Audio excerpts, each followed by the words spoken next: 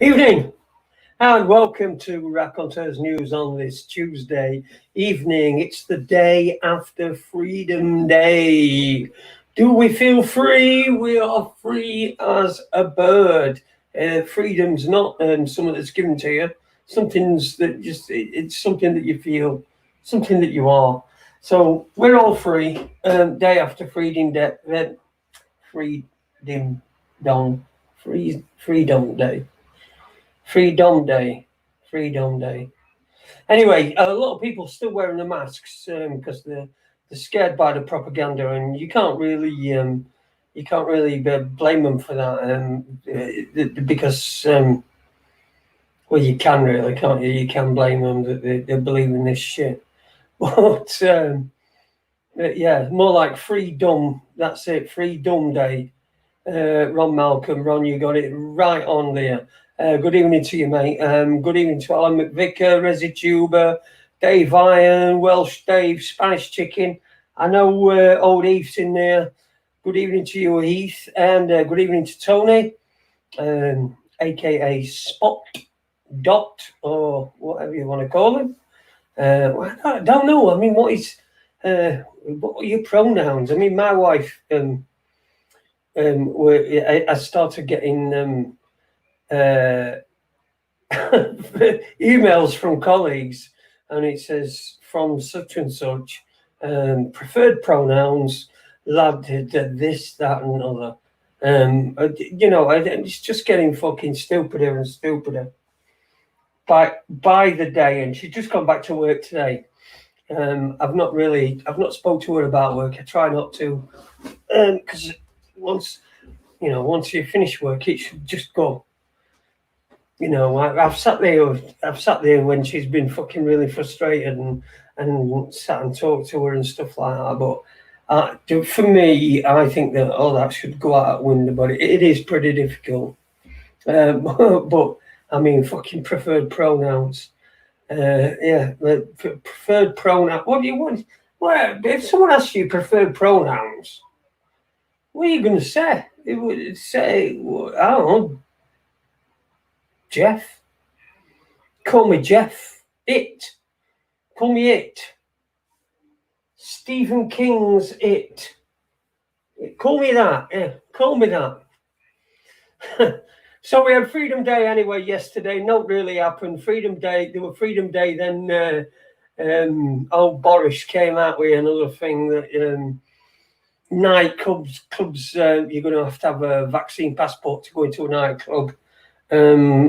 But by the end of September, that's when they're going to implement that. I mean, why by the end of September? What do they know about what's coming that we don't know? Well, I think we know they know what's coming, and we know what's coming. But I mean, your normal, everyday, common old garden person that goes to shops 3 times a week and don't know, don't really know how to smell bullshit, because that's what it is. It's bullshit. A lot of it has just been bullshit all along. And anybody that don't think that is not thinking. They're not thinking anymore. They've lost it. Fucking hell! Did you see that? Spanish. Sorry, I'll just say hello to some more people. Evening, Matthew Caddy. Good evening to you. Spanish Chicken says lockdown is coming. Lol. Soul Bollock says Chucky. Alan McVicker puts a thing that I can't see. I just see a square, so I don't know what it is. I think it's like a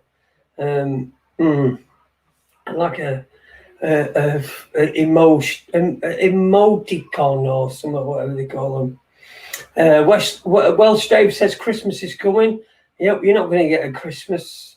The nightclubs are going to be fucked. I promise you, nightclubs are going to be fucked.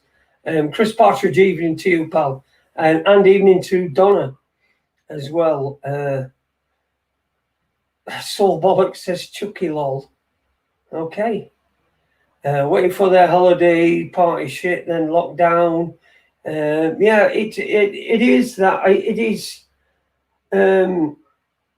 they've given us this Freedom Day, and hopefully a little bit later on, I'm going to have Mark Conlon on with me, who was in London yesterday. So I sent him a quick message this afternoon because I noticed he was in London yesterday, and I said, "Will you just pop on for half an hour and just give us a clue as to what it was like down there and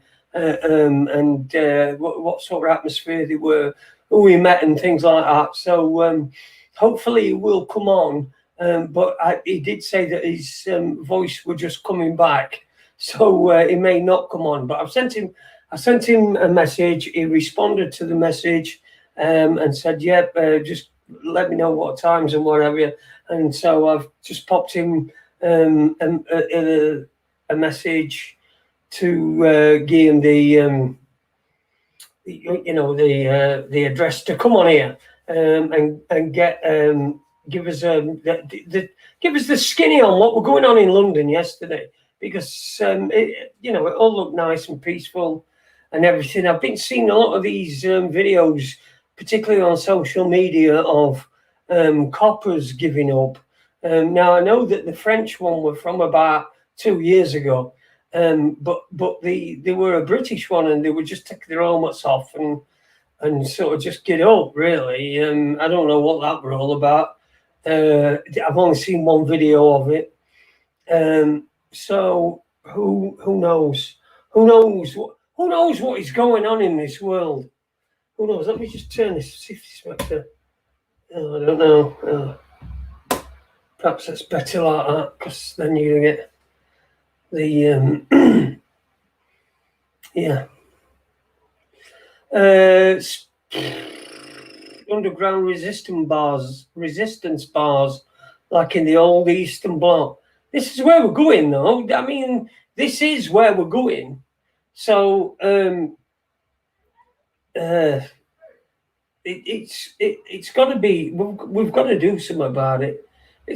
Like somebody said today, somebody had posted that on one of the I think Facebook or something, that it's pitchfork time, and which it is. They wants to get some fit birds on the show. It'll entice Leeds back from the brink. Okay. Barry Turgo says, "Hi all, good vibes to you as well, Barry. We hope everything's good with you." Underground bars, yeah, that's the basement bars. Rebuild Britain, declare war on government. Yeah, I mean, these are all things we can do. It was a thumbs up emoji, Jason. Thank you, Alan. In fact, that's all I'm going to do is anytime, because I can't see him, it just comes up as a square. So what I'll do is I'll just take it as it's a thumbs up from anybody who does it. So there you go. By the way, if you're going to give us a thumbs up, then please do. And hit the like and the subscribe button as well. Could do with a few more subscribers. There's not many of us left. Old Cookie Monster's been removed from Facebook. There's a lot of other people that have been removed from Facebook. So I feel in a privileged position to be able to still do this, especially with the shit that's come out of my mouth before this evening. So I do feel like I'm in a privileged position where I can just try to make a. It's not. I'm not making. I don't want to make a difference as in change fucking world. I love to, but the responsibility is far too much. Fucking far too much.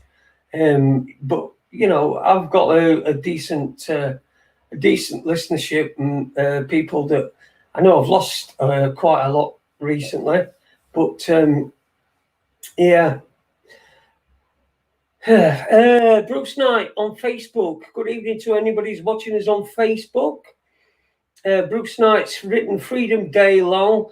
Check out these government sites. It's getting worse. Covert human intelligence, Criminal Conduct Act, police crime, sentencing and courts bill, online safety bill, Counter state threats bill. All bills soon to become acts. Yeah, I completely agree with you there, Bruce. I saw something today. I saw a bit of legislation today, and I thought, wow, that is fucking scary. I can't remember what it was. Excuse me. I really should write things down. I really should write things down. So how's Super doing? I've not had any contact. I'm waiting for him to contact me. He did say that he would be in contact. I have sent him a few messages in the meantime, but I've not heard anything back. So you take that from that as what you will. Hopefully he's in rehab and he can't get in touch with us or whatever. So yeah, if you're listening, Leeds, just fucking let us know whether it's just sending me a fucking milk bottle top on a fucking piece of string. I don't care. Fascist Marxists posing as Tories. The mind boggles. I don't think there's any categories anymore, is it? You can't put somebody into a particular category because then they'll do something which is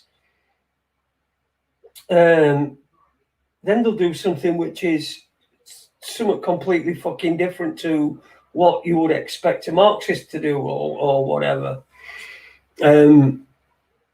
So yeah.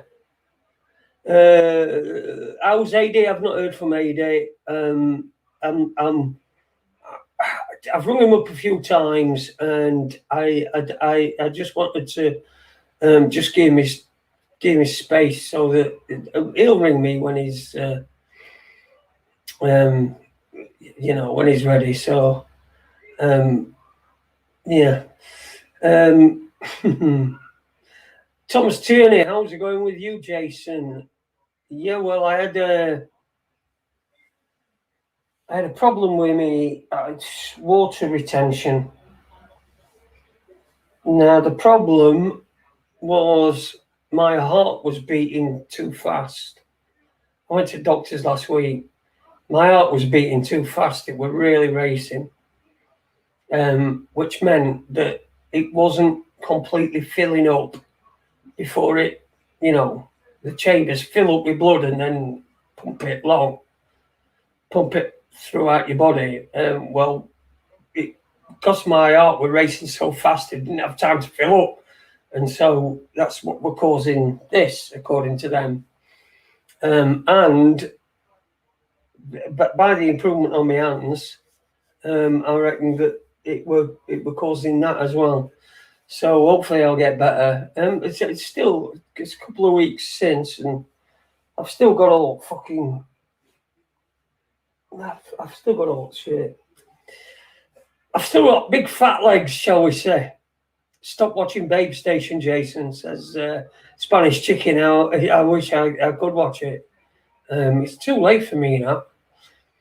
Ron Malcolm, I stopped taking meds, feel a lot better. Good for you, Ron. I really, really wish I could. But when you've had as much shit as me, and yeah, it's only really meds that are keeping me going. Mind that topless start Spanish. Oh. Alan, I am blessed. I've had a very good day. Thanks. Wishing you and your family very good vibes. There you go. It's Paula down in Cornwall, the Cornish. Well, the Cornish the Cornish correspondent, shall we say? She tells us what's going on down here in Cornwall, where there's no mains gas because it's granite. But I wrote some notes anyway for tonight. I'm hoping Mark Conlon is going to pop on whenever he can, if he can. I wrote some notes. I mean, there's been quite a lot going on. I've written Freedom Day, what a load of bollocks.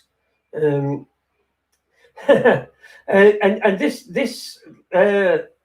this line I got from GB News. I had a look at it earlier on. I just had while I was watching some. I put GB News on when adverts come on, and there was this headline that said "No jab, no jive" for from September. So if you can't go into a nightclub. That's what they were saying. You can't go into a nightclub. So no jab, no jive. You jive turkey. You jive turkey. Yeah. Well, fucking no jab, no jive. Yep. Jeff Bezos pretending to go to space in a penis. Don't know if you saw that today.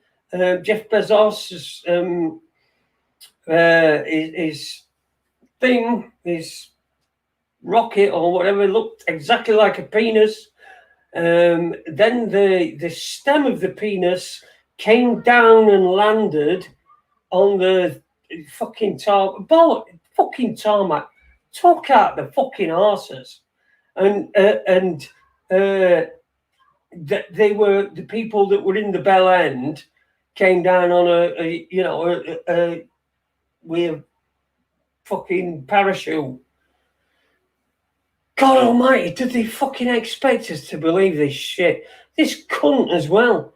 I've got enough money to end world hunger. What am I going to do? Oh, let's go to space. Let's pretend to go to... I tell you what, fucking end world hunger, then go to space. You cunt. Fucking Jeff Bezos. And he took some old fucking boot with him.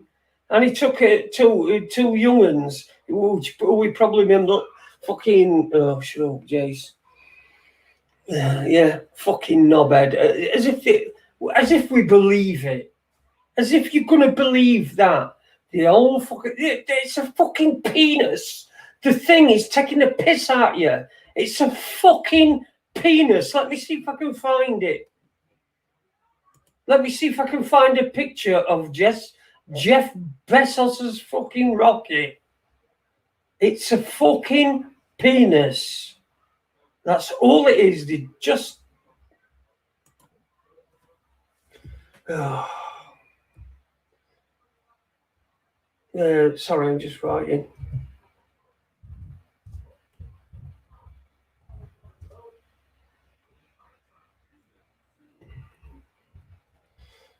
Rocket.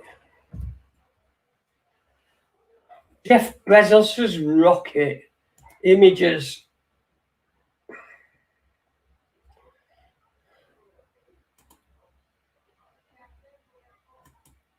Right. I'm going to go on to images. I'm going to share screen with you. Share screen, share screen. Rockets generally do look like Hueys. Just wait till you see this one. Fucking wait till you...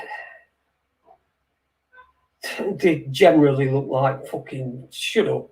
How many fucking rockets have you seen? They're just straight up. This one's got a fucking bell end. Share screen. Window. Jeff Bezos. There we go. Look at this. Look at this fucker here. Look. It's a fucking knob with a bell end. They're all in bell end.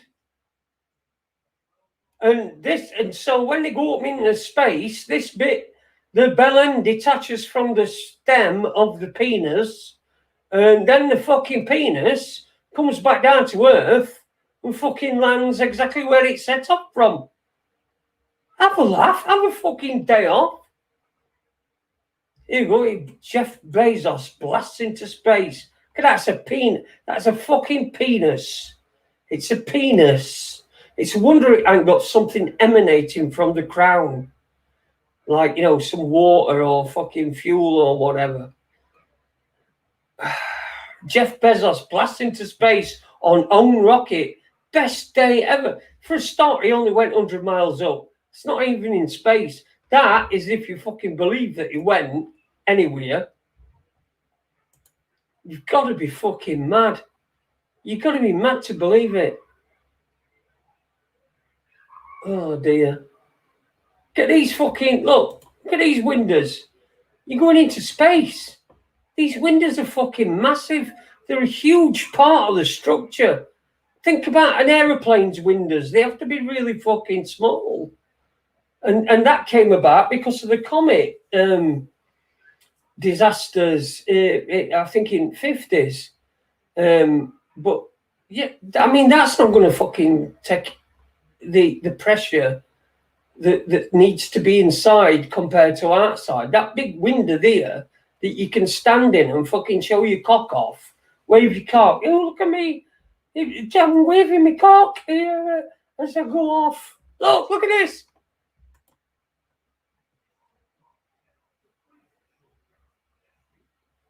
Jeff Bezos says Wally Funk will be fourth passenger on Blue Origin space flight. Oh, fucking Wally Funk. Oh, some old cunt. But anyway, that's a cock, isn't it?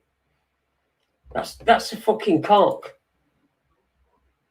Hey dear, stop sharing that. You don't want to see any of that shit. Man.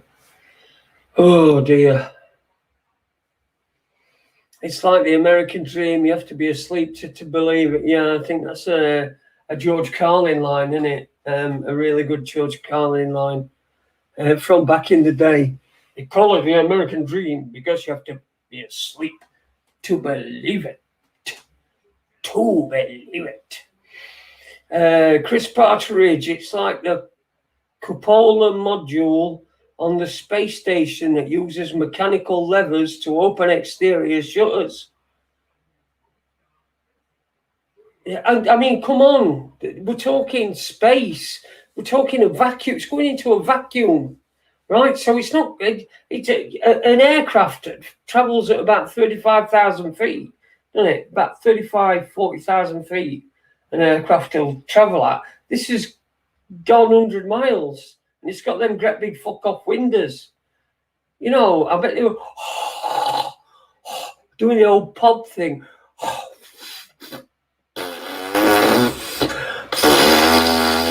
And then draw a fucking picture of a cock on window in condensation. Because that's what you're on.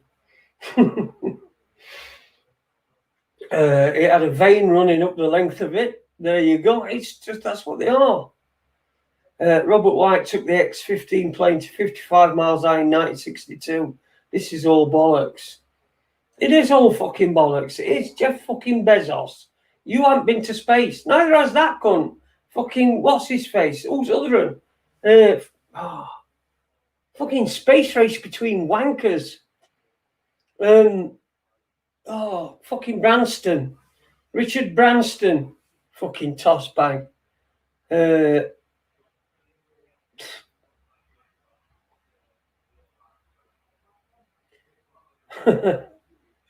Making up for something, it'll come down quicker than it goes up after docking with the space condom. Thanks, Bruce. That's from Bruce Knight, who's watching on Facebook. You can watch on Facebook, you can watch on YouTube, and you can watch on the purple thing that is Twitch, which I know nothing about. Fucking pickle. It's just all this Jeff Bezos thing.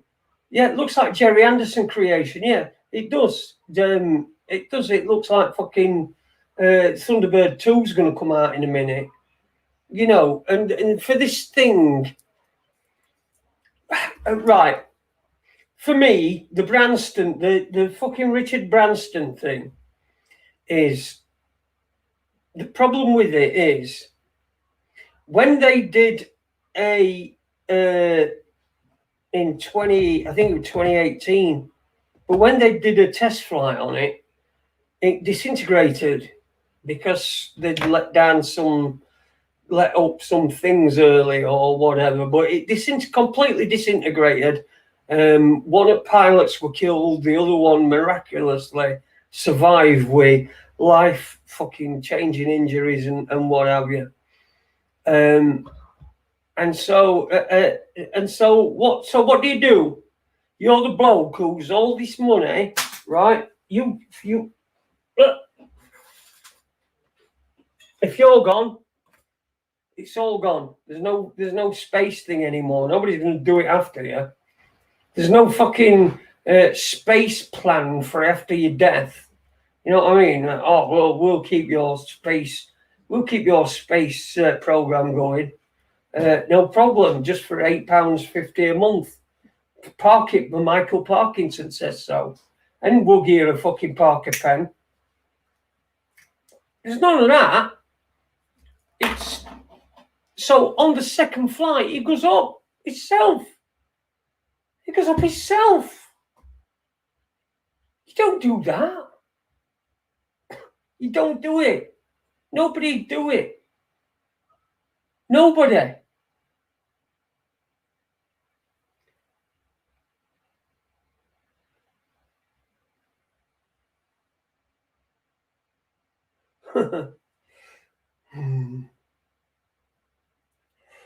It's just fucking crazy, man. It's been a crazy week. I did start this when I were planning this show. I'd put a note on as something to call it, and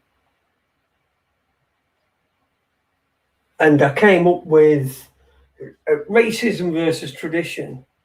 And what's really fucking what's really done me head in is, I don't know about yourselves, it's up to everybody who do what they want, but I subscribe to Netflix, right? Or at least I did. And then Netflix have removed loads of British comedy because of the racist, because it's fucking classed as racist. It's, you know, there's they've got rid of Only Fools and Horses. I mean, that's probably what you know. They think that people subscribe to things like Netflix because they want to see all the new films, but it's not like that, because the new films and the documentaries are usually fucking so far apart. So the main staple is what you watch, you know, that you watch regularly over and over and over and over again. And in our house, we when me and my wife are in bed and we're you know, we put Netflix on. We might watch The Office, the British version, which has gone. That's gone. You can't have that. I think the racism in that is the black man's cock fucking joke that's in there. So that's racist. So that's gone. So we can't watch that. Alan Partridge.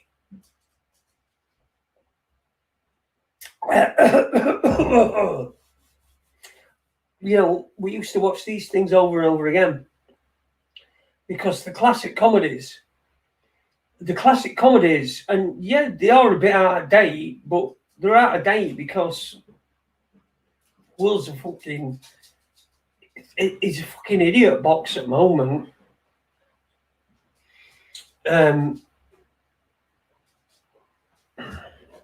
We don't watch them because we're racist. We need our fix of racism.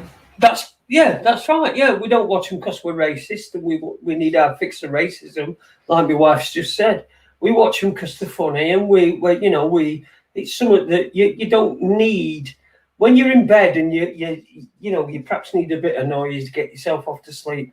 And we used to watch things like that, and it's and the thing is that if you were listening to it, you could picture it in your head as well.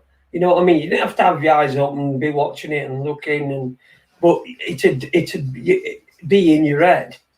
But they've got rid of it. Faulty Towers, faulty fucking towers. They've got rid of.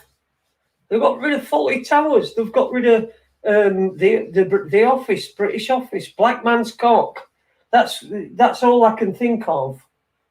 That were that could be construed as racist. I won't say we're racist because, I mean, who's it aimed at? It's not fucking racist anyway. Alan Partridge, I think he says something about Chinky. And the bloke who's the Geordie bloke, who, you know, him who does the Meerkat adverts, he says, no, you can't, you can say Chinky because it's a race of people and it's a food. And that's the joke, and it's gone. Yeah, so we can't watch that. We can't watch fuck all. So we won't be subscribing to Netflix. I'll find something else. I just don't want to. I just don't want to get that fucking brick box, which I know is where everything's going to fucking end up. But you know, it's stupidity at its finest, and we are getting it. Get Dame Edna's band, yeah. Dame Edna's band. Oh God. Oh, there's fucking loads of them. Loads of them. Extras has gone, yeah. Extras, yeah, that's gone. All these things that are racist. They've got racist undertones to them, or whatever. We're fucking killing ourselves with racism, and you know, against.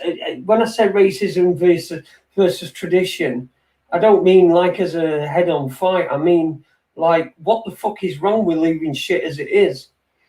Right? You leave shit as it is. If you don't like it, then it's good to be reminded of what you don't like about it, so that you don't do what that person did. It is good to be reminded of that. It's good to be reminded of what cunts we've had, and we have. We've got some statues of some rape cunts, but I don't think that these statues should be fucking dragged down. I think these statues were pulled up at a time by people other than us. I mean, we didn't decide to put them up. Yeah, it's all fucking, it's all crazy. The racism thing's gone nuts. Did you see the Marcus Rashford when he missed his penalty? Apparently, his a mural of him was just fucking vandalized. And but then it said the next day that it wasn't racial. It wasn't a racial attack. It was just football fans being wankers, right? It weren't a racial attack. Then you get I mean, if you look at how mental it went, the dog in Dan Busters is now dubbed Chalky. Fucking hell. Unbelievable. Oh yeah, there's that in that. That's in thingy, isn't it? The Office, when they're talking about film Dan Busters. Yeah. Yeah. And BBC being run by queers and Jews and queers, yeah. BBC being run by Jews and queers. That's what Keith Chegwin says in.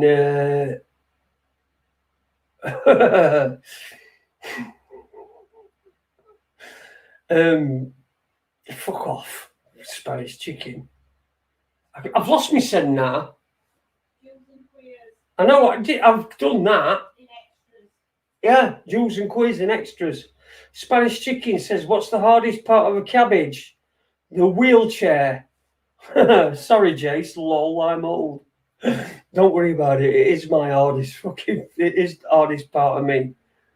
Believe me. I mean, yesterday I went to doctors and doctor said, as I was being examined by her, she said to me, "Oh, have your arms always been that thin? Or have you been losing muscle?" I said, "No, I've always had spaghetti arms." So, yeah. Rest in peace, Keith. Who's Keith? Keith who? Oh, has he gone? Oh, yeah, of course he has. Oh, Keith, Keith. Checkers plays pop. Now, what do you reckon he plays now? Fucking banjo. Do you think graveyards have bands? You know, while nobody's there at middle at night, they all come out of their coffins and they start making fucking singing songs like dem bones, dem dry bones. I reckon he's in a forever pantomime playing the dog wanker. Right, okay. Cheggers got popped from Jimmy Savile. You know, he were a funny fella, Cheggers. He were fucking pissed as a cunt all the time. And I mean all fucking time. I found out the other day that Alan Watt passed away in March, age 55. Yeah, I heard that. I heard about that as well. So rest in peace to Alan Watt. Wish him well on his onward journey. Cheggers playing dead at Raconteurs News. Yeah, it's the band, isn't it? Could they call it a BBC band, all that at same fucking cemetery? I'm just gonna have to open window a bit further because it's just fucking boiling in here. Isn't it hot? I'm going to use the hardest part of me to get over there. Oh.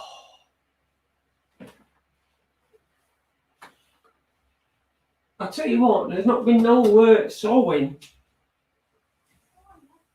Not recently.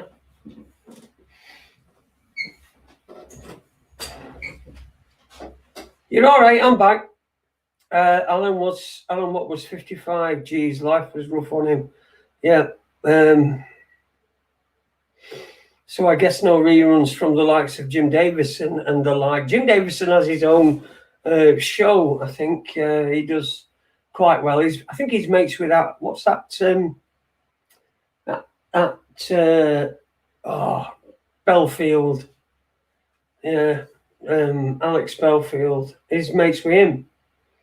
So he's probably dominating him. Anyway, I'll shut my mouth.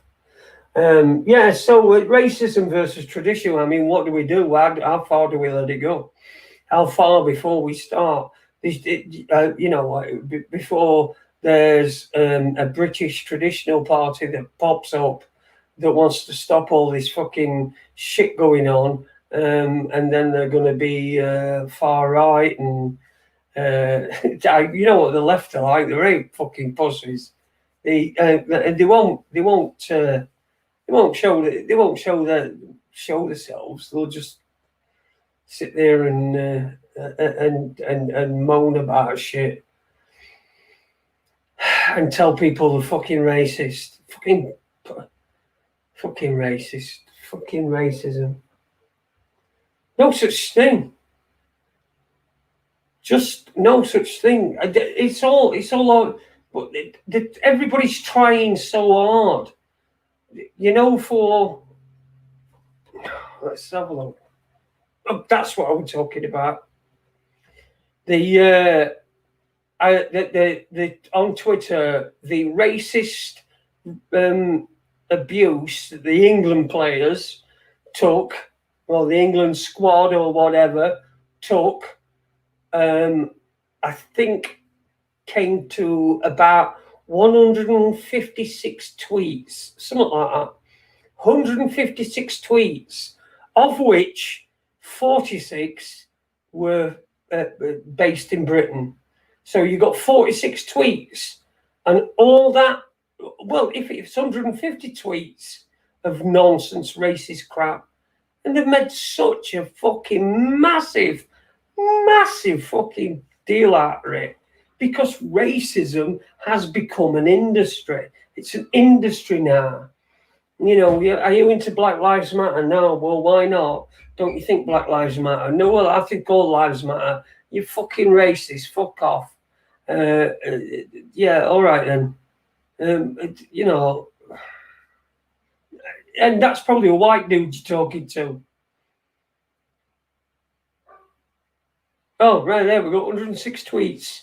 5 from UK, rest from mainland Europe. There you go. But 106 tweets is fuck all. It's nothing. It's nothing. Why is it fucking massive news? Why are they all, oh, look at me. Oh, fucking hell. What can I do if only I had a fucking £3 million house with all sorts of shit in it? I'd be able to turn my phone off then, and the bastards would be able to get it. Fucking, honestly. Then we've got fucking Olympics next week. Olympics. Nobody's allowed to go. It's going to be in Tokyo. Nobody's allowed to go, so it's going to be middle of the night. There's going to be nobody there. They're probably going to put some sort of crowd noise on it. It's going to be a waste of time. A complete fucking waste of time. How come we're doing things, a year later? Olympics 2020 instead of 2021, which is what it is. I mean, we're nearly, we're on our way to 2022. And they're going to put Olympics on Tokyo 2020. Have a fucking day off. Then we've got this footballer. That came out today. Well, I came on my radar today anyway. The footballer that's been accused, been arrested for, not been charged with anything at the moment, but been arrested for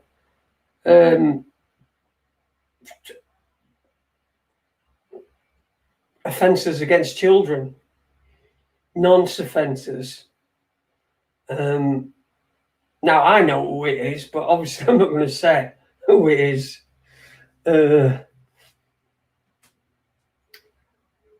I know who it is. I'm not going to say who it is because I don't want to get into trouble. I certainly don't want my YouTube account deleting if I do something wrong. Like, obviously, Cookie did. Cookie must have done something wrong. Don't delete it for no. Just kidding. 31 years old. Yeah. Well, that's how difficult it were, weren't it? They said there's a 31-year-old. He's a 31-year-old first-team player, and there's only two 31-year-old first-team players. So it's easy to work out. Completely easy to work out. I've just had a thumbs up from Mark Conlon, so he's going to be coming on soon, hopefully, and he'll be telling us about what's been going on in London on yesterday on Freedom Day.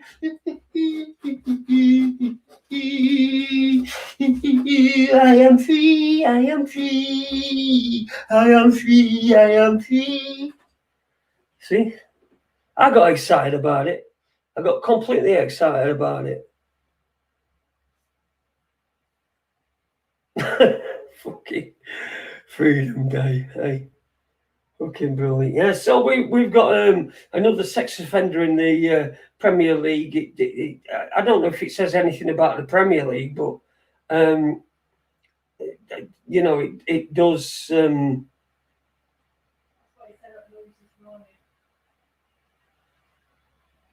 Hey? Yeah. Premier League footballer. Well, all you're going to do is look at how many fucking 31-year-olds there are, and then rule out one of them. Who's the one you need to rule out? I know the one you need to.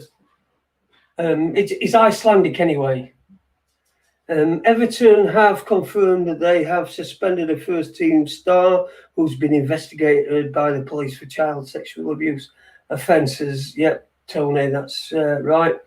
Has Pitchfork signed up? Is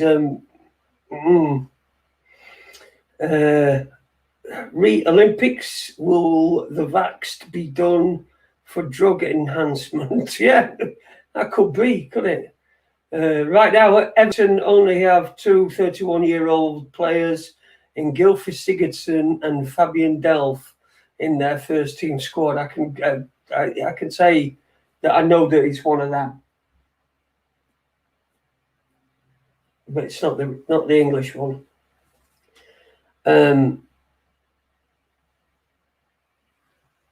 Was he playing away? Yeah, we were playing away with kids, man. It sounds of it. Offences against children. I mean, this is fucking. It's huge, isn't it? It's absolutely huge. I mean, the other guy were Adam Johnson, who was fucking on bail. He was on bail for child sex offences, and his team Sunderland was struggling, and he was a striker and a decent striker at that. So they brought him back into the squad, and people really made a right complete fuss about it. That he was in the squad when he was he'd previously been suspended on full pay. He'd been suspended because of the charges that were hanging over him. And I think it was Sam Allardyce. Sam Allardyce brought him back because Sunderland were really in the thick of a relegation dogfight and really looked like they were going to go down. And Adam Johnson came back, scored a couple of goals, a few goals, kept him up, helped keep him up, and then went on to be convicted of the offences that he was charged with and sent to prison.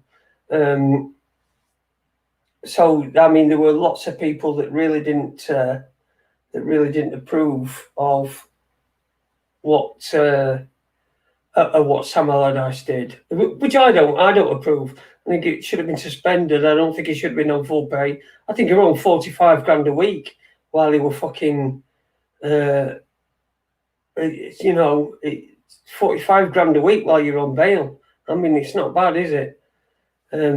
So that were Adam Johnson. So someone else, it's happened to somebody else.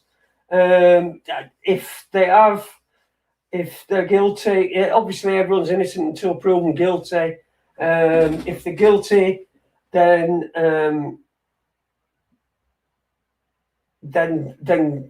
God help them. I hope they get what they deserve. I hope that it's comparable to the offence. And if they're not found guilty, then I think that's probably his career over, and he'd be able to claim on his insurance. So whatever, let justice be done though the heavens fall. That's what they say. A lot of football coaches have been accused of sex offences. Yeah, you're right there, John. There were one at Crewe Alexandra who was quite prolific, really. I thought Gilfie would be after Gilt. We don't know it's him. It could not be him. Might not be him. It might be Fabian Delph. Footballer makes bad life decision. Imagine my shock. Yeah, I can understand that as well. Dalai Larper, John Smith, who's that football coach who got done for sex offences over a 15-year period. Yeah, I think that's the guy who I was just talking about. If he were at Crewe Alexandra, and he sort of cast a shadow over Dario Gradi, because Dario Gradi was the manager of Crewe for years and years and years, and there was always like, did he know what was going on, and were he part of it, and what have you? Always rumours. So and it was a bit of a legendary coach. Manager was Dario Gradi. Even had a song named after him, Dario G by who's Dario G by? That one that goes do do do do do. There's one called Dario G from 90s. It's a good record, actually. It's all over the net, says Spanish Chicken. Yes. Shagging boys not so nice. No, it's not. No, listen to it. We don't know what's been going on. I think what had happened with Adam Johnson is he'd befriended a young girl who was hanging about at the football ground and wanting to, always wanting to get a ride with players and stuff like that. And I think he'd gone too far. I think he'd had it put on a plate and he'd gone too far. Not that I'm trying to,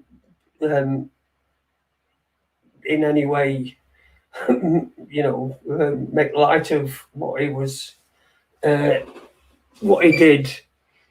But Robert Miles, that's it. Good, nice one, Resi Tuber. No, Robert Miles didn't do that. Gary OG, it weren't Robert Miles. Robert Miles did Children.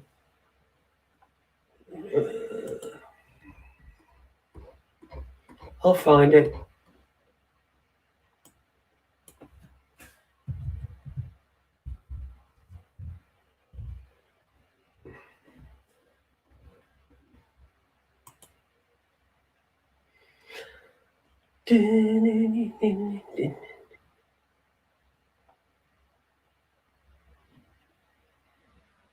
I can't fucking find who did it.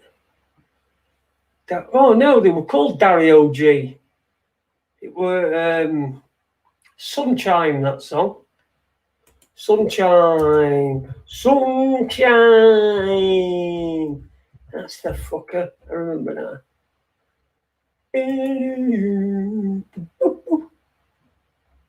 Oh, fuck off. Hell, 8 minutes and 31 seconds. Dario G, Sunshine, the original. I remember having this. Brilliant record. Although YouTube won't start for me. YouTube! If it doesn't begin shortly, try restarting your device. Anyway, we're not going to do that. So good tune, yeah. I think it was Miles. I have the CD now, though. Robert Miles did fucking Children. So, yeah. I've got a line. We're a bit beyond readers' wives at this point. Are there any normal wankers left? Just me again, eh? It is fucking weird, isn't it? It's just that things are just going fucking crazy. We've got hot weather warnings. We never had them before. Why do we need them? Hot weather warnings. Fucking climate change. That's what it'll be. It's hot weather warning. You've all caught climate change today. That's what they'll call fucking suntan soon. You've got climate change.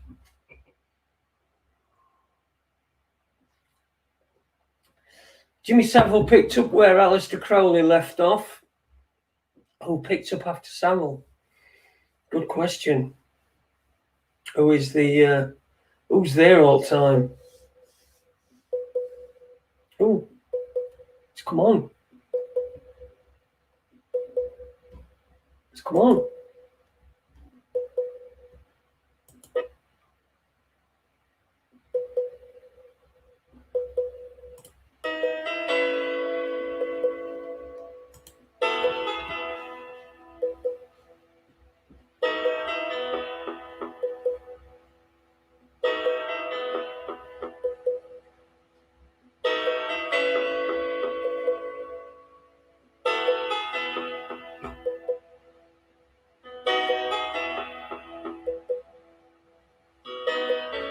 Eight and a half minutes of this.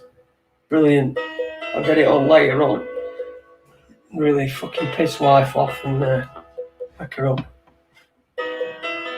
Can't play too much because if I do, I'll get like, oh, you've got somebody else's copyrighted shit. So, on your show. So, we're going to have to cut that out.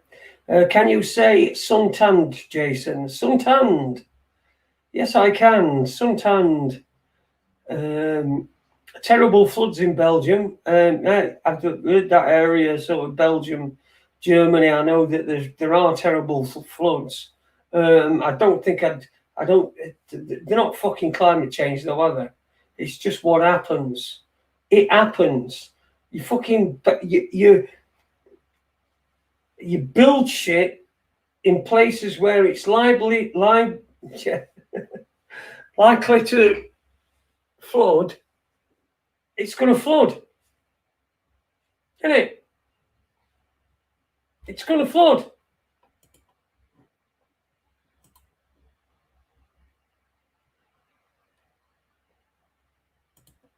That's not climate change. It's weather. Yeah, there you go. Spanish chicken. It's called weather, you cunts. That's it. It's called weather. The weather's always been like this. The weather's always where we've had 6 or 7 foot snow drifts, and then 12 weeks later or 10 weeks later, it's the summer of 1976, and we've got water. What them water things that used to be on end of the street that you go and fill your shit up because water were turned off. It weren't actually turned off. It were turned off because to unplugged it and plugged the fucking thing in it. So it weren't turned off. They didn't have to turn it off. But you know what fucking corporations like. Corporation. It's called a corporation, isn't it, council? Yeah, they you know what they're like. They do it. They do it just for fucking, just so they've got something to do.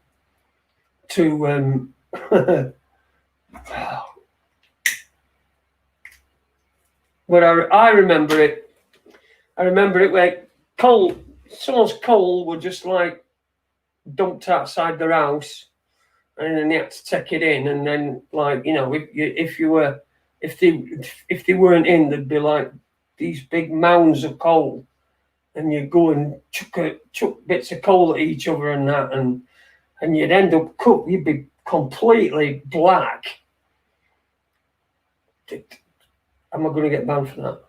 But no, you'd be completely black covered in coal dust and what have you. And you'd get beat up off your mother. She used to really have me. If my face were all soap up my nose and everything, sneezing. Evening, dear oppressed, says Cocky. Good evening to you as well. We are all oppressed. Our friend Mark is here. How you doing, Jason? How you doing, mate? I'm all right. I'm just making sure you got this camera all right. Can you hear me okay? Yep, it's fine, yeah. Brilliant. I'll just turn you up a touch. That's you. Excellent. How are you doing? Awesome. Sorry?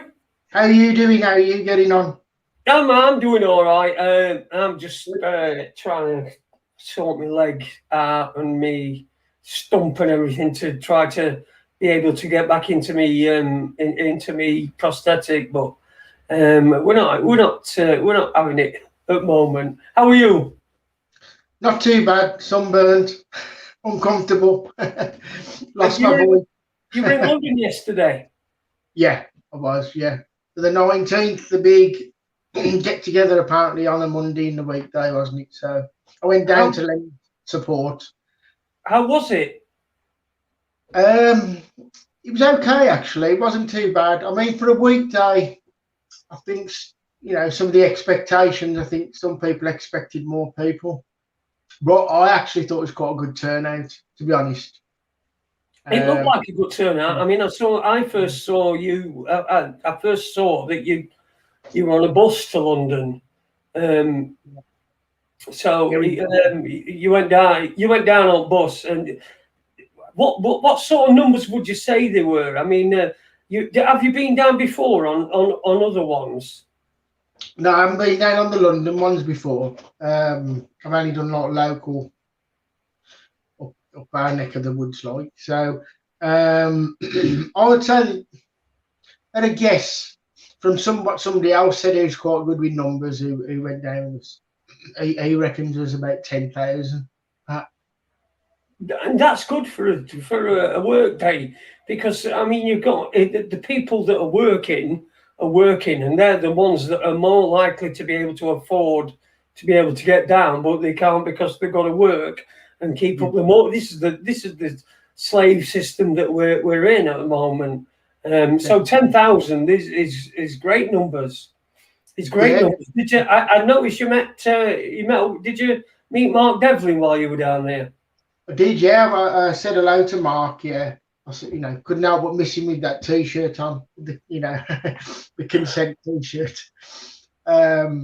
Yeah, so it was only briefly. I said hello, but mainly, we went down. There's about 3 of us who I know, so we went down. But our coach was full up what we was on.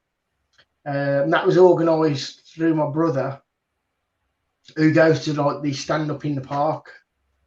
So right. he organised all that through some contacts. But I was going to go anyway, but just everything fell into place quite easily. So, because I was away the weekend, I was somewhere else at a wedding, so it was so busy. So I literally come home from that and get up and do that. Do you know, hearing that just makes me feel tired. Yeah. Having a weekend where you're at a wedding and then going down to London, it really makes me. It makes me feel tired at the moment, but yeah. Well, it started on the Friday. We left on the Friday, and so we was away for the Friday, Saturday.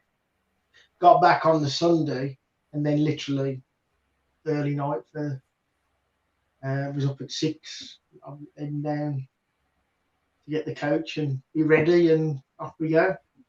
So, what did you reckon to Freedom Day, and then the caveats that were sort of added at the end of Freedom Day? Well, it's not easy. I think we all know what, if you believe the playbook, what we sort of we think we know about. We know it's coming back. We know they're going to have strings attached, and probably we're going to be in another lockdown, aren't we? They're going to do that little totalitarian tiptoe back in. You can just tell by what's coming in the press. They're gearing it up, aren't they, for September or even earlier. I heard other estimates say it could be in 5 weeks, which is, it's just not Freedom Day, is it? Keep the stickers on the floor, wear a mask. I mean, if people want to wear a mask, that's up to them. I'm not. I just don't believe it should be forced onto people. That's the thing I have a problem with. Yeah. I have a problem. I mean, I went to doctors yesterday. Now, my doctors don't have disabled access. Right. So I have to, when I get there, I have to sort of like do a wheelie, and then to get in, and then same to get out. But what happened was when I got there, I went along because it was a follow up, and the first questions. This was yesterday. She said, "Oh right, okay. Have you got your mask on you?" I said, "No, I'm not. I don't have I'm exempt from wearing a mask." Yeah. I'm sure I'm asthmatic. Yeah. That's what I'm not you, but that's what I said to the receptionist woman. Have you got your exemption card? I said, exemption card? I said, I didn't even know, did they wear one? I said, where would I get one of them? She says, well, you get them off NHS website. So you want me to go on NHS website, get an exemption card, print it off. I ain't got a printer. I'm going to buy a printer, print it off so that I can show it to you on a day when we're supposed to be out of this. This was yesterday. Yeah. And she says, "Oh, it's the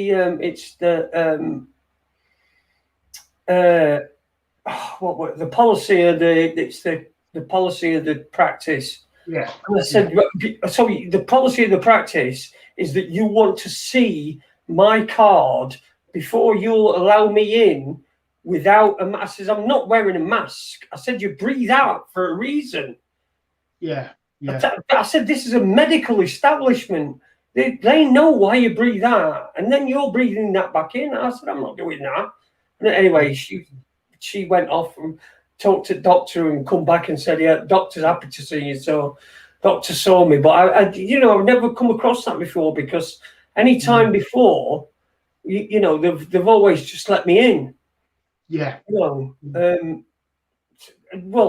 I think I've only been once before, but it's just it's crazy that on Freedom Day I can't even get in and out because there's no disabled access in a fucking doctor's. I said to him, I said, really, no disabled access in a doctor's? Really? God Almighty. Anyway, so how's it affected you? All this COVID stuff. I think it has been tough with the because it's dragged on so long more than anything. Quite frustrating. Work-wise, it hasn't, because I do a lot of work online, so I'm quite lucky like that. But it's put me off going to places. I'm quite an insular person anyway, so I'll only go to certain places where I'm comfortable, really, to be honest.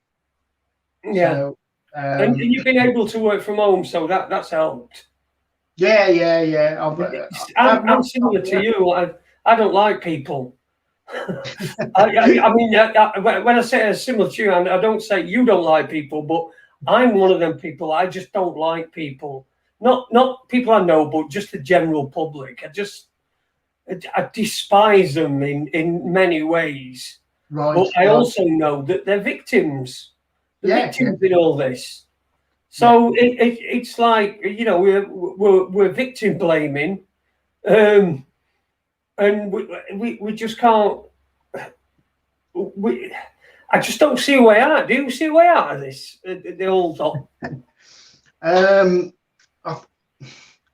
think it's difficult to see the way out, because I think just the way they've kept, ploughing through with everything and ignoring all these laws, when people have taken them to court and whatever, the agenda's just carried on, hasn't it? Nothing seems to be stopping it in its tracks. It is, obviously that's worrying, but to some degree, I'm trying to get into that. Create your own reality by not being in that fear state. So, like I say, for me, it hasn't been that much different. And I don't mean that in a selfish way, because I know for some people, I would dread going into an office or having to do, some of the things they're having to do, taking tests, because I just couldn't. I wouldn't be able to do that. I wouldn't be able to do it. It makes me think, well, what would I do? So it is a worry, though, where it's heading, or what the plans are. And I don't, it's not nice to try, be in that frame of mind where you're being reactive. It's almost like I'm half me thinking I don't want to create that reality. I don't want to put that out there. So I'm trying to be as less fear-based as possible, really. I'm not, again, I'm not scared of dying or anything like that. So the other thing is I'm a minimalist, really. So I'm more the philosophy of, come into this life with sod all. I'm going to exit this sod all. You can't take it with you. So unless something has a purpose, I don't buy it. If you get what I mean. So I'm very streamlined like that, in just the way I am anyway, and probably more so these days. So if push comes to shove, if I have to go in a little shed or tiny home, so be it, that I'm not going to comply to that system. That I just have to. That's the way it is, and that's what we've, with family and people I've spoken to, that's what we'll do. I heard a joke the other day, and Well, actually, it were a while ago when this coronavirus started. Yeah. It's a Norm Macdonald joke. He's an American comedian. He's fucking awesome. But he said, don't you miss the good old days when all the news were just airliners flying into buildings? Yeah. Well, it is amazing, really, because you know that all that focus that I was putting into that subject, it's gone down the wayside at the moment because your energy's focused in a different place. It's hard to balance the two, to be honest. I find it difficult to concentrate on something. I mean, it's the only show in town, isn't it? Really, at the moment, is this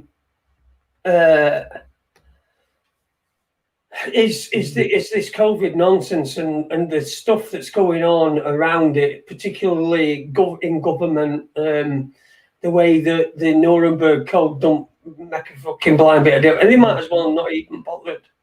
As well not even bothered with it. It is difficult. It is the only, like I say, it is the only show in town at the moment. I mean, we've tried to do stuff about it. I had Neil Sanders on the other day. We were talking about mind control. Just to get away from COVID, you know, just to get completely away from COVID. So, where is the safe haven? All the terrorists have gone. Yeah, they've all disappeared. They probably all tested positive and having to isolate for like 10 days. Can you imagine in the little place, whatever, this sand or whatever that they're supposed to be in? It says I have to isolate for 10 days. So I must, my suicide bombing, I'm going to have to cancel it. I'm going to have to cancel my suicide bombing. You know, if I get any better, I'll let you know. You know, it's all gone. They've all gone, aren't they? There's just, there's all there is COVID and climate change. Two completely made up things. Yeah. I mean, I've noticed that little creeping in with the UFO. I mean, they've redefined it, haven't they? Not UFOs, but then these alleged disclosures. You know, and I've noticed a change in the media's attitude to when they talk about that, and they're talking about what would we do if there was an alien invasion and all that. That's sort of being ramped up a little bit, I think. Yeah. Which I found that quite interesting because it's some of, especially around like the Project Blue Beam and all that. Which I think ties into 9/11 to quite a lot, which is something I was going to put in the book. I was doing a chapter in the book about that and the connection. It's almost, this has all surfaced, this UFO stuff with the Pentagon and that, and it's not really a disclosure or anything. But no, it's not. Here's Mr. Brian Alien. And here he is, and he comes and walks out amongst everybody.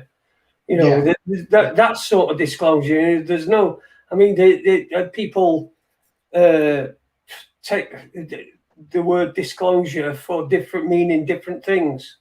You know, for me, disclosure is show me. I want you to show me. I want you to explain what I'm looking at and tell me what it is. And then that's disclosure.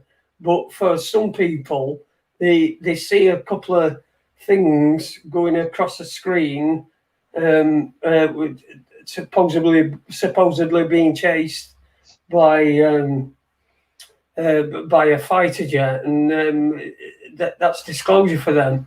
So it's an interesting area. I mean, we had Ben Emlyn Jones on not long ago. Oh, right, He's always good for anything that's UFO. I think we had him for something else, but we ended up talking UFOs.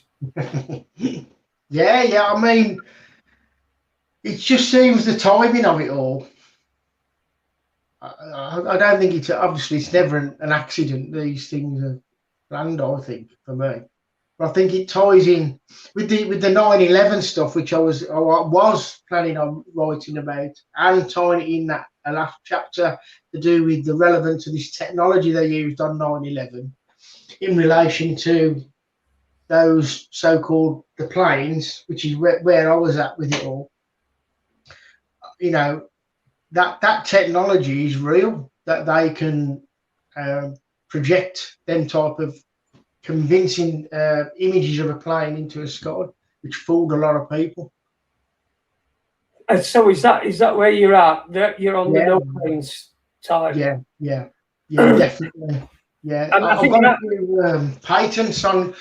Actually, when we did that, do you remember the film? I don't know if you watched it, the 9/11 Alchemy film. When we done that, we did touch on. Well, Chris touched on that technology around those planes and the type of what they call 3D volumetric image projection capabilities, and it was only like this year that we found some actual patents that really talk about that technology as a defense mechanism where they can project various planes, ghost planes, into the sky to fall a missile. So it doesn't know which one's the real one to choose from. Now they've got that in a patent, and they use plasma to be able to project those type of a plane. What they called it in their patent, ghost plane. It's a 3D volumetric hologram almost.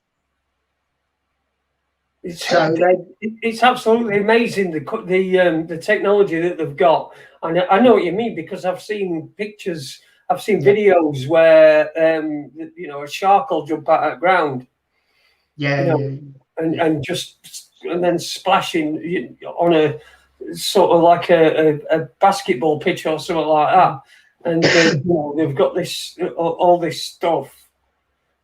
All this equipment, and they can make a shark jump out of ground. It looks like it is. Yeah. I mean, it wouldn't surprise me if some of them images what they put out in that so-called disclosure, the Pentagon stuff.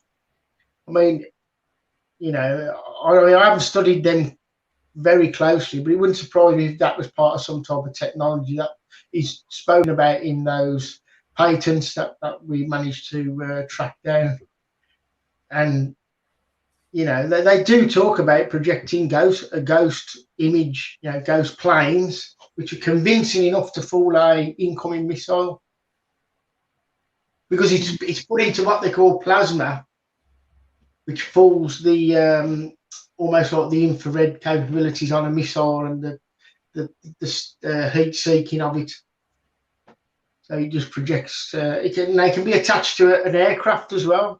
Attached to an aircraft, and it's a defense capability, using it just like what John Lear spoke about when he mentioned about that manual, the holographic projector. So it's very similar to that. It's like a decoy in weapons, psyops. So, and that was something I wanted to try and link into the blue beam from the final card, which I felt was the connection, a little bit of a trial. I mean, if they can pull off projecting a plane in that sky going into a building, which fooled a hell of a lot of people for many years, but there's something wrong, as you know, there's something wrong with the crash physics, the speed of the plane it's traveling, everything has the impact. It's just not there, is it really? But the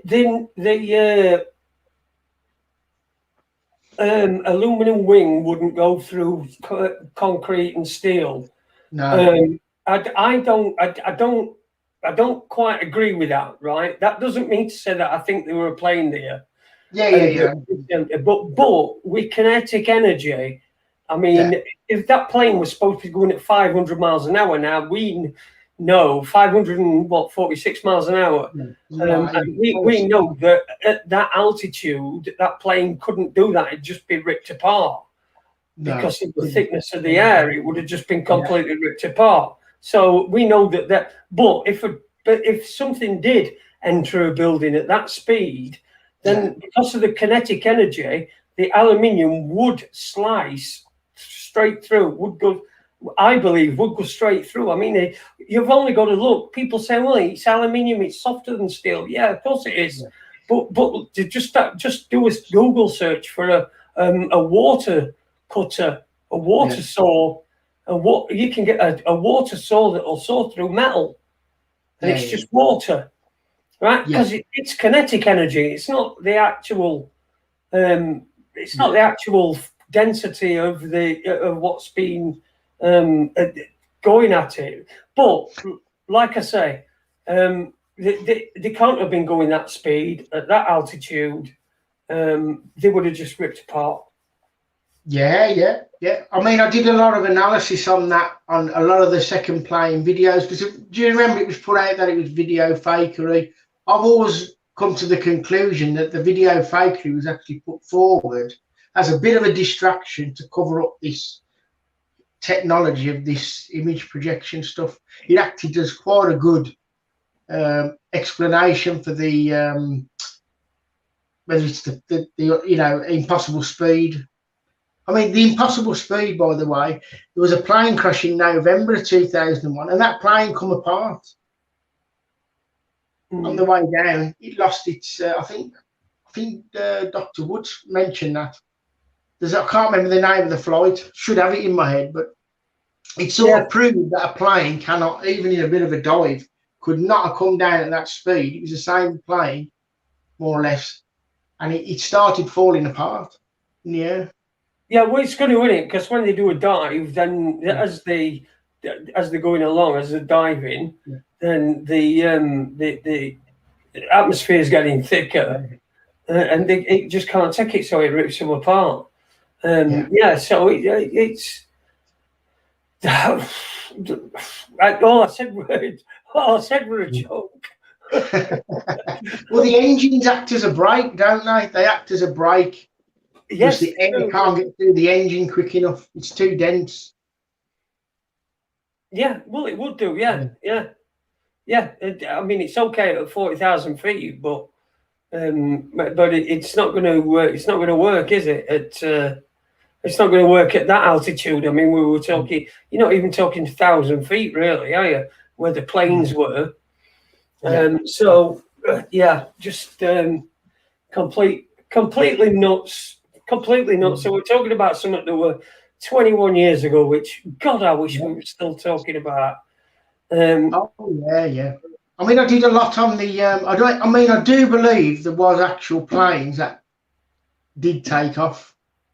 Right, I'm of the belief now, with all the new stuff I've found out, that some of them planes were duplicated, and they was involved in the military exercises that was going on, and I can verify that at least one of them planes landed at Reagan Airport. So I can definitely, there's a lot of proof behind that I've got hold of.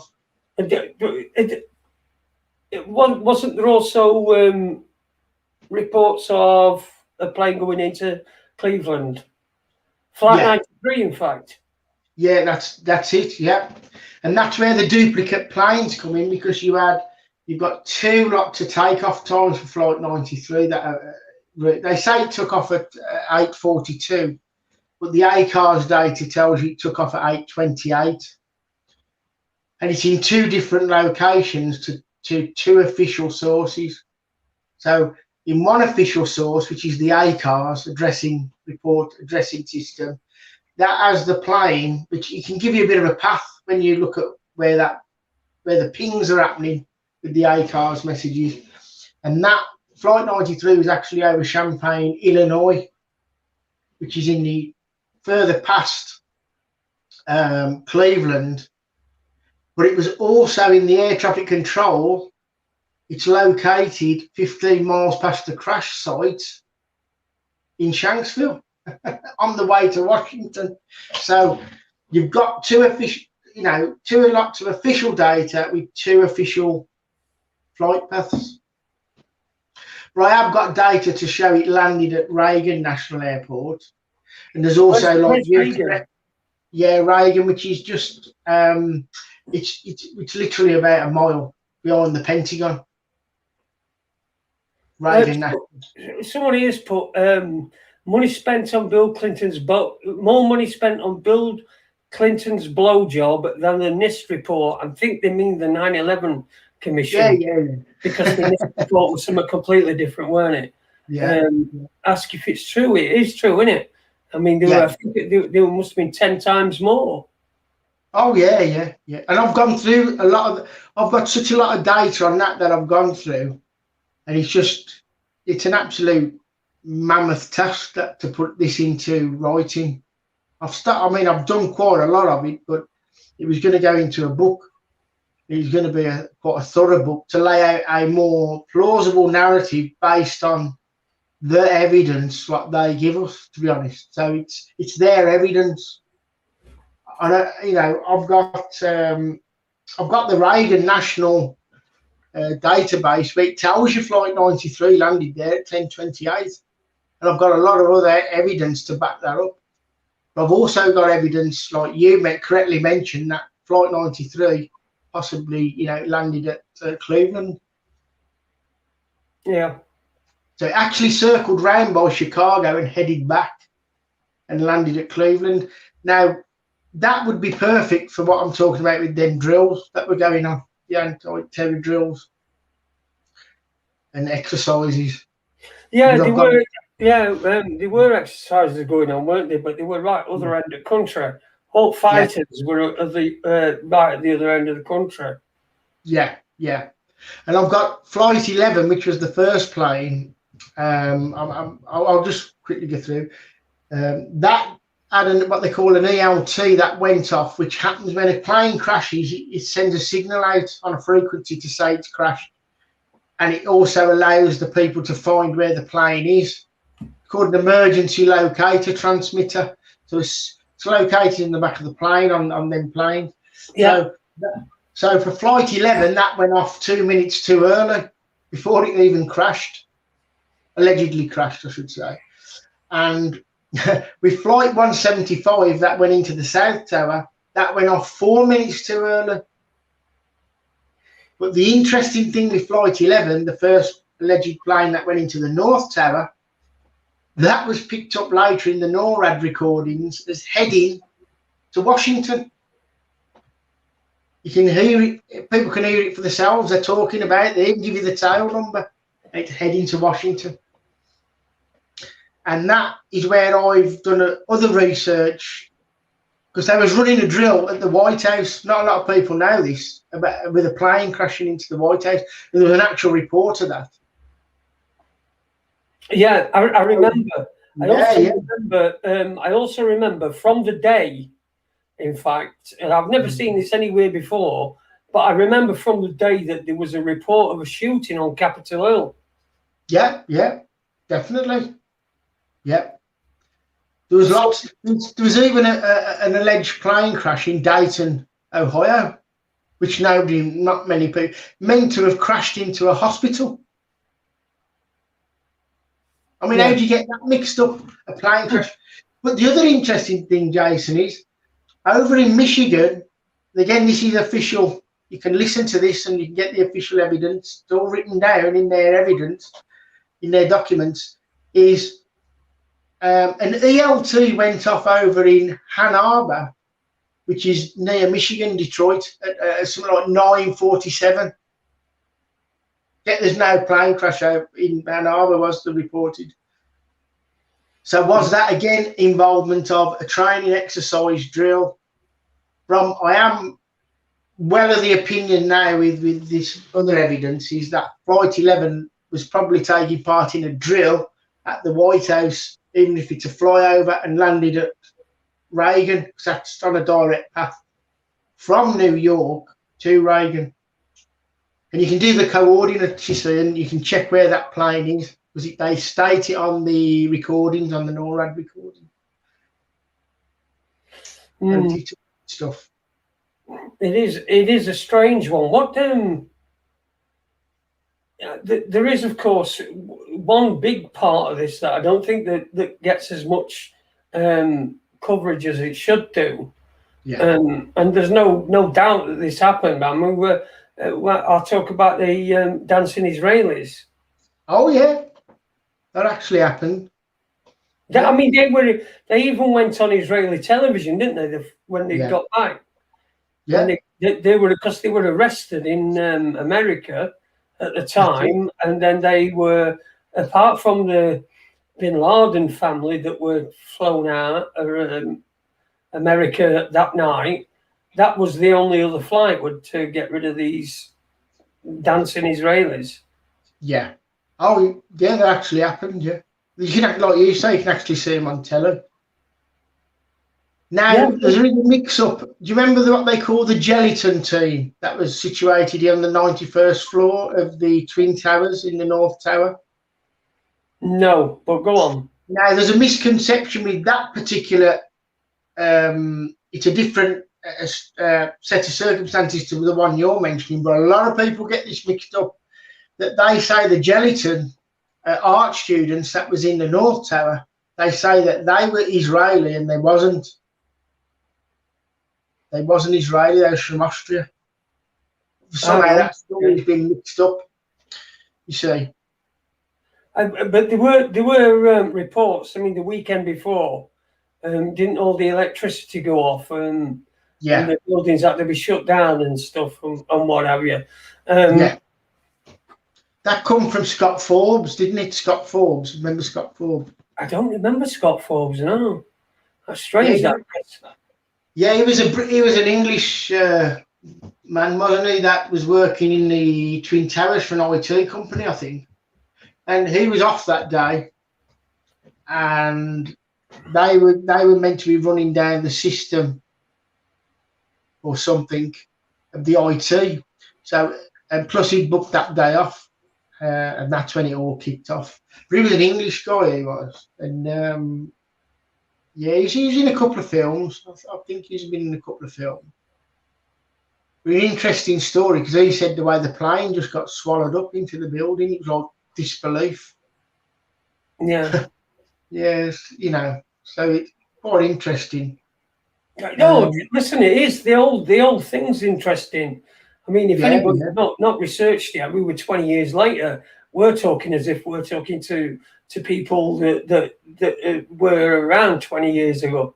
And the stuff that we've picked up throughout that time, people might not know about it. So it is interesting to get to know, for people to get to know what really happened, and also because this is where this all started. I mean, perhaps it wasn't the actual start of it all, but it was the start of the end, if you understand what I mean. Oh yeah. I mean, I'm with you on that. I think what it did do is it's quite multifaceted, isn't it? Because if you remember the Diana assassination, I call it the assassination. I think most people, perhaps on our sort of thinking, would believe she was bumped off. But there seemed like an energy shift in the world. That was like one of the events that caused it. And then 4 years later, you had 9/11, wasn't it? That was another energy shift. You know what I mean? It was very, it sent us on a negative energy shift. Yeah. And obviously, a lot of new laws coming over, in America, didn't they? Literally strip off just to get a flight, and it become very. A lot of things started happening then, wasn't it? Like being labelled a domestic terrorist. Yeah, that all started then. Being like, we were warned about it. We've been warned. Many people have warned us all. Those of us that have taken notice have seen what's transpiring and know not particularly what the end game will be, but they know the steps that are going to get there, Yeah. and they're not going to be nice. It's not going to be good. Now, I saw I think I saw a thing other day, and I know we're getting back towards where we are now, but we can dip back in 9/11 because I find it really interesting. I love to remember things that I shouldn't really remember, but I do. But this but I forgot where I was going, so we'll just. It'll come back. Don't worry. It'll come back to you. You said you liked. I think you liked talking about this stuff and where it's led. So it's brought us back to the COVID, hasn't it? To some degree. I mean, look at that connection. COVID-19, 19 hijackers. Yeah. That number's quite significant. Yeah, of course it is. Yeah. Of course it is. The whole thing, like I say, it seems that when 9/11 happened, like you said, Diana died, and there was a real shift, and it was a shift of bad emotion, but also there was a shift of the bad emotion was targeted towards the right people, right? Yeah. So we're targeted towards the paparazzi, the people that had made a life of fucking misery and what have you. Yeah. It don't matter what you think. That's where it went, right?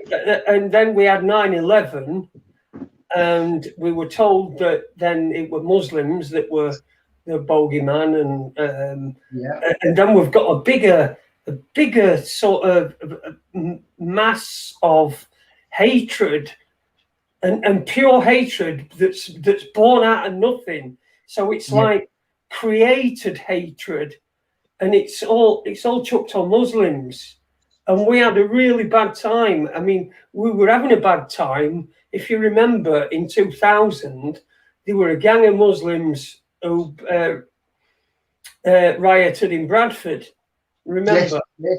Bradford went nuts. That was year 2000. Yeah. Bradford went nuts and rioting, and it were Muslims. And so that had popped it in your brain, Muslims. Oh, yeah.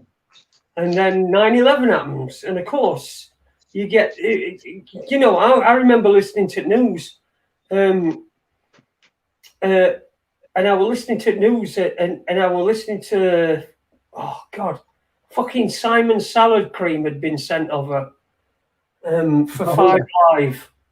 Simon Mayo.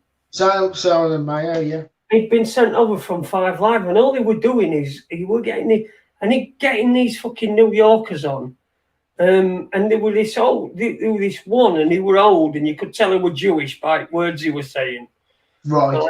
So and they get him on, and then they said, "What do you think?" And he goes, "Oh, these people, they walk about with tea towels on their head, and we're supposed to take them seriously," and really pounding hatred up and everything, whilst trying to be there to look at how the city were coping. They were just stirring up the hatred. Yeah. And there were a time when it must have been a fucking nightmare to be a Muslim. Oh yeah, definitely. I should imagine. I mean, I can only think as a comparison with that was when 7/7. The feelings then. On an English soil. But like you say, the Muslim thing was very, very strong, wasn't it, with America? The war on terror, very gung-ho, wasn't it? Everybody got an American flag in the garden. Yeah. You're either with us or you're with the terrorists, linking them together, wasn't it, with that, really? George Bush said that, didn't he? He said you're either with us or you're with the terrorists. And that's just like, I mean, that's ridiculous. I'm not with America, and I'm not with terrorists. No. I'm not. You can't impose something on me. You're imposing an opinion upon me. Because I don't have one opinion, I must have the other one. It's fucking ridiculous. Yeah, but then again, that's Bush and his fucking speechwriters. Oh yeah, yeah. I mean, do you remember what come from that though? Well, you do. You will remember because you lived through it. Which was after that, with this invasion of, they did the Afghanistan, then with the Iraq as well. Now again, you had Dr. David Kelly, wasn't he? Yeah. Now, if that isn't strange, what everybody, I think, again, bit of a consensus. I think most people, perhaps who we would talk to or friends with, even the general public actually, would believe that man was bumped off, assassinated, killed, whatever. He didn't commit Fucking suicide. hell, yeah, God, he were. I mean, Yeah. that's the most obvious thing in the world. I mean, the most obvious assassination that I think that MI5 have ever done. Yeah. But all Blair had to do was have a stupid grin on his face, and plus, remember, if you remember, he's got his missus were pregnant at the time as well. So he got all this good stuff that were surrounding him, all this goodwill for people, because people thought that he fucking walked on water and he was a piece of shit. Yeah, I mean, he didn't come out of that well, did he, the Iraq? He did not come out of that well at all. Teflon Tony. No, well, he didn't come out of it well, but he's got away with it, hasn't he? Exactly what I was going to mention, and that's the frightening or the most concerning part, because with everything going on now, like we mentioned, court cases being thrown out, dismissed, not accepting this, international law out the window, the agenda carries on. Obviously, Blair raising his ugly head again, it's a very, very powerful group of people, isn't it, who's running this, and they're very protected. Obviously, and there's a continuity of agenda. Yeah. If you notice, there's a continuity of agenda. Now, I always use the example that if Jeremy Corbyn had kept to his principles and stuck to what he fucking believed, because he was anti-EU. If he'd have stuck to what he believed, he'd be prime minister for a long time. Yeah. He would have been prime minister for a long time, but they just destroyed him. Made him anti-Semitic, which for some reason is fucking worse than anything. I don't know why. You can you can you can rob a bank as long as you're not anti-Semitic, you're all right. They made him that. They just destroyed him, completely destroyed him.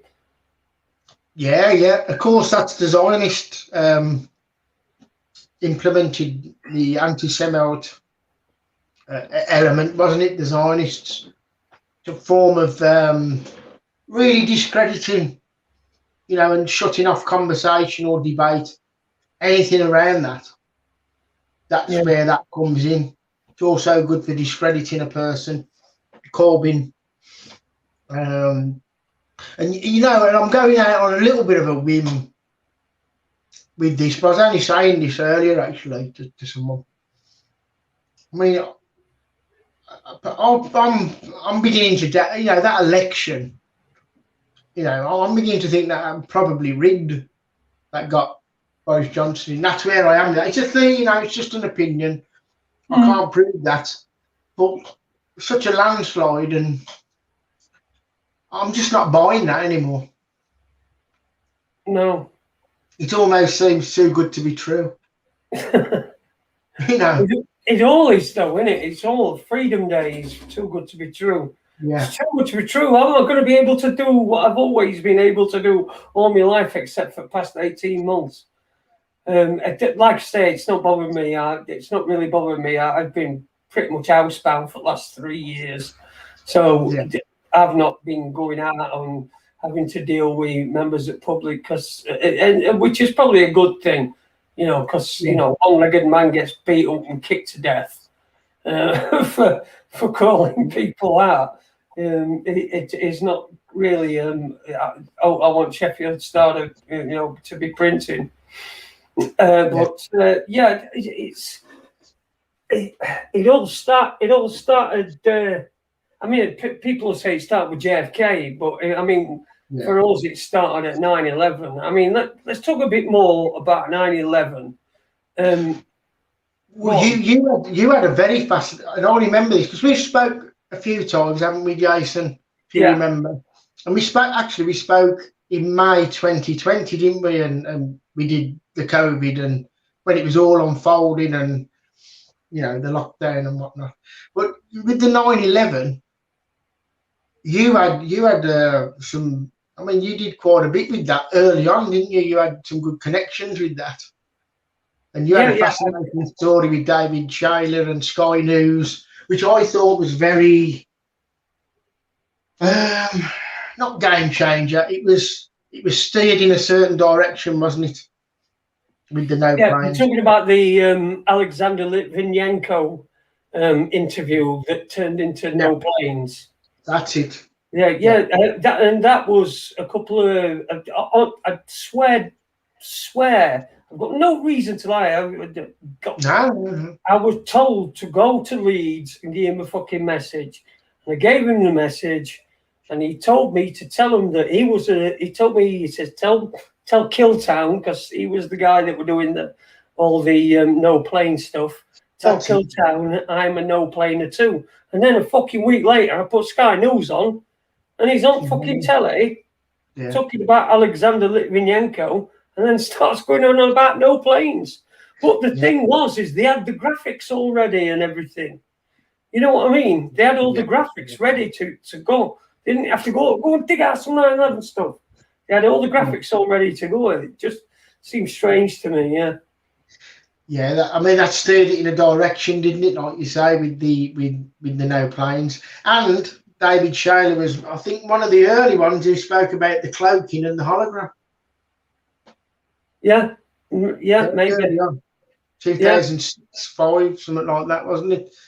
I think. Yeah, that was about time I spoke to him.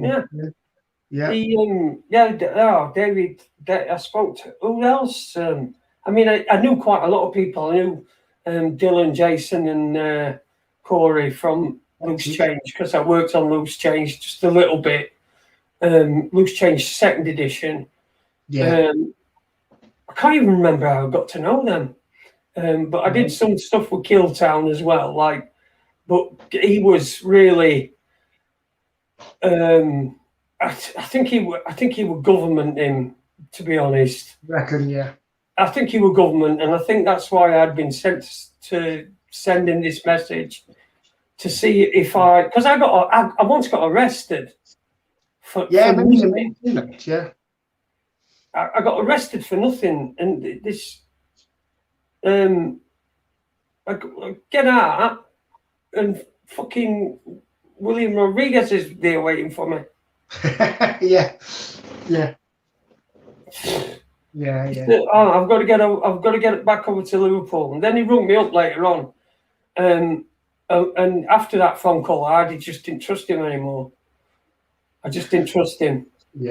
He was a strange character. I mean, he was connected to the James Randi, wasn't he? Because he was a magician, wasn't he, William Rodriguez? He used to be James Randi's assistant. Yeah. And we all know James Randi's a wanker. Complete and utter fucking wanker. But the James Randi Educational Forum, JREF, began in August 2001. It was created August 2001.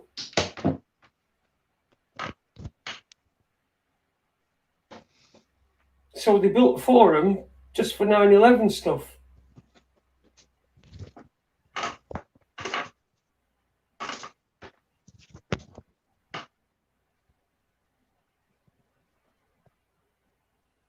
Hey there.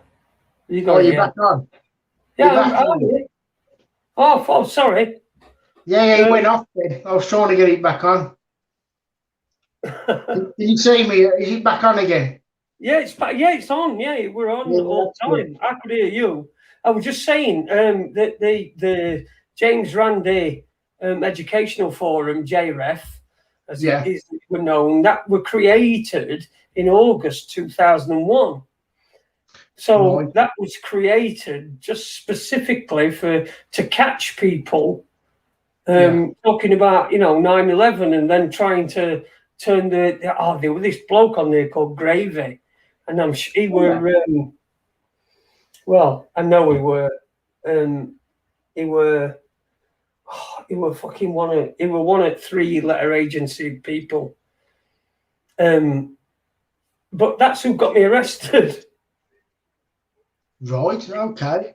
It were him who got me arrested, and it were what's his face who met me outside, William Rodriguez. Strange. That is strange. So, I mean, do you think? I know Andrew Johnson had some encounters with him, didn't he? So, with William Rodriguez, I met him in 2007. He used to carry that key around, didn't he? Yeah, his passkey. Yeah. His passkey, last man out. I remember him. In fact, I remember him. On going on Look North. All right. I remember that. He were on Look North, and Harry Gratian. He was showing his passkey, and he was last man out, and he were doing a tour. It must have been around the time he'd been to me. But he was showing his passkey, and then at the very end, Harry Gratian just said to him, so in your mind, no doubt it were a conspiracy. And he said, yeah, and that were it. That was the old conversation about whether, what had happened. Just a joke. Old Harry Gratian. It's quite, do you know Harry Gratian? Hang on, sound's just gone off there. Hang on, I'm having a bit of trouble tonight with this. Hang on. I'm having a bit of trouble. There you go. James Randi, another one who lives up to his surname. Donna Caddy says thumbs up. Yeah, gives a thumbs up. Very nice. Uni Black Sister, you can clearly see the reflection of the plane in the front windows of the car in one of the videos. So it ain't CGI. Well, it could be. It may well be. But never mind. We seem to have lost Mark for now. But we've only got 7 minutes left, so I'll probably finish up on my own. Chris Partridge says he remembers Harry G. Don't Harry Gratian say shut that door. No, that's Larry Grayson. Harry Gratian. Harry Gratian's a local news legend. Gives a job. Help somewhere else. Who that? Yozzy Hughes. Oh, here we go. Mark's back. I think. There we go. There we go. Yeah, back again. Excellent. Well, I was just saying we've only got about 7 minutes left, so we can go on as long as you want, but we've got about 7 minutes that show that I not normally do. So say that again, sorry. We can wind it up at 10. Yeah. Well, we'll wind it up at 10. So we've got actually 5 minutes. So I want you to tell people what you're doing. Also, I want to. Are you in contact with the lads at Unite Planet? Yes. Well, I did a bit of an interview with them. That's on their website or on their BitChute channel. I don't think they put my stuff on YouTube, so I instantly get censored, which is a common theme. with this 9/11 stuff, especially if you're talking about technology. For some reason, I don't like that. So yeah, I'm in contact with them. They're good friends anyway. They're good guys, Paul and Good lads. Yeah, we'll just say hello to them from us. yeah, Next time you see them. And We what are you doing? What are you working on at the moment? Well, I was doing this book, and I say was, I sort of still am, but with everything the way it's been unfolding, I'm finding it very difficult to concentrate. It's almost like the here and now is this stuff what's going on, and the threat of my, or our freedom has been, completely removed, and living in such a nightmare 1984 reality that I don't want to be part of that. So it's almost that's taken my attention a little bit more. It almost makes your head buzz, doesn't it? Yeah. It almost makes you think to yourself. Yeah. I mean, even people that you've spoken to, who you warned about it right at the very beginning. Yeah. Right at the very beginning, my dad rung me up and he says to me, because he knows I'm into all this stuff. Yeah. He says, what do you think to this coronavirus? I said, Dad, what? It's shit, bullshit. It's crap. Yeah. It's flu at most. Yeah. I said, what they're going to do is they're going to offer you a vaccine.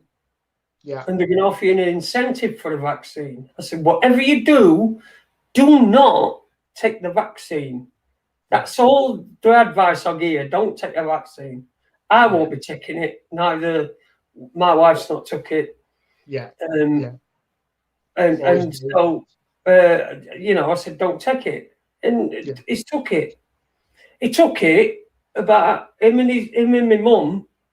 I'm going to say his wife then. I don't get on with my mum very well. Him and my mum, they've both had it because they thought they could go on holiday to Mallorca. Eventually, it had to be cancelled.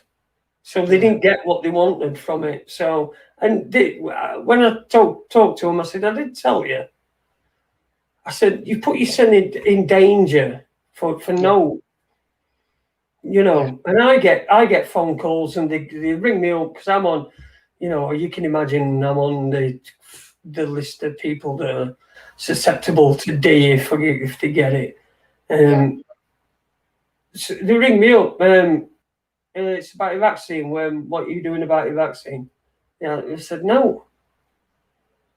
I'm not doing anything about the vaccine. You're not taking your vaccine. Are you taking it? Or I said, I'm not going to take it. No. Why? Can you tell me why you're not taking it? I says, well, I object to telling you why, but I will tell you why. I said, I've got a condition that makes me susceptible to blood clots. Now, the AstraZeneca vaccine has been causing blood clots in people. Now, why would I increase my chance of blood clots when I've already got a very high chance of blood clots? Yeah. And she just went, okay, fair enough, put phone down. Well, it's logical, isn't it? If you're in that category, blood clots or allergies and things like that, why would you take that vaccine? But as well, why would you take it anyway? This virus or alleged virus, depending on which camp you're in, it's got a pretty good survival rate, hasn't it, for people under, let's say, 60 years of age? If you look at all the data, it's quite a good survival rate. Yeah, and if there is a virus, I mean, I think it's just flu. I mean, flu rates disappeared last year. Exactly. And everything with COVID. But anyway, I think we'll leave it there. It's 2 hours. Big thank you to you, Mark, for making the effort. I know it was short notice, and I'm sorry about that. But I just saw you posted some on Facebook, and I thought, oh, I'll just get him on and just ask him about London and stuff like that. And it's always good to talk. Always good to talk. Been good to catch up with you, actually. And it's nice that you asked me on. I know it was last minute, and I've got a bit of time knocking about. So I thought I've got to be honest. I'm now really, really picky about who I'll have on. Oh, right. There are certain people I won't have on, so most of the time I ain't got a guest because I won't have on fucking Lou Collins or fucking whoever. Yeah. I won't have any. I know what you mean. People that I just can't get on with. but you always welcome. Oh, absolutely always welcome here, Mark. What's your book going to be called? Well, what it was, I was working. I'll just give you the title. It was called 9/11, The Plain Truth. Plain on words there, plain truth. Yeah. And I was hoping to have in the foreword done by Morgan Reynolds, who's the Professor Morgan Reynolds. He was going to do the foreword. I have had a bit of conflab with him here and there. He was the guy who done a lot of the no planes, didn't he? In America, he was the chief economist for the Bush administration. Do you remember Morgan Reynolds? Yeah. So yeah. Name rings a bell. Yeah, he encouraged. He liked the energy that I was putting into the research, and I think he wished he had because he's getting on a little bit now, and he probably wants to enjoy his life a little bit. And he said, if I need any help with that, he'd help me. So, and that's a good name to have as an endorsement. Really. Yeah, of course it is. It'll add a few thousand on the sales, won't it? That having Morgan, you have to have it splashed all over front cover. Yeah. I mean, it's still a work in progress. Like I say, I found it really difficult to concentrate at the moment, and I've had a bit of a sticking point with it. But I'm sure once I can refocus and have another bash, it's coming along. There's a lot there. I've got it all up there. It just needs to be put into a good format, and then hopefully pass it over to a couple of people who can maybe refine it a little bit and give me some pointers, and then see if I can get it into some type of publishing. I'd like to long way away at the moment, aren't we? Yeah. I mean, the plan originally was to do it for this year, because it's 20 years. Yeah. But it's just not. I wouldn't want to try and make something fit into that time and ruin. I want it to be of at least decent quality. Yeah, of course. Yeah. So, of course, and anybody would understand, why it's not actually fucking been done, because we've all been sapped of his energy, and we've all been fucking. Honestly, I can barely move. I can barely transfer onto my fucking pushchair at the moment. Yeah. So it's just. I'm sure it'll come back. We've got to build up that energy back. We are trying to sound like Mark Devlin. I think we need the energy to be turned around. Yeah, definitely. And have all the fucking bad vibes on them. Anyway, thank you very much, Mark Conlon, for being on the show tonight. It's been a great chat. We talked about 9/11 and COVID, 20 years apart. 20 years apart, and we talked about them all. Listen, thanks very much to everybody who's been in the chat room. I've been trying to look all the time. I noticed Webby's got in late on. Dalai Lama, Spanish Chicken, Ron Malcolm, Kendo Taylor. So big thanks to everybody who's in the chat. And thank you to Mark Conlon for coming on the show. I'll see you on Friday for an After Dark. Be about 9:30. Going to be all right with that?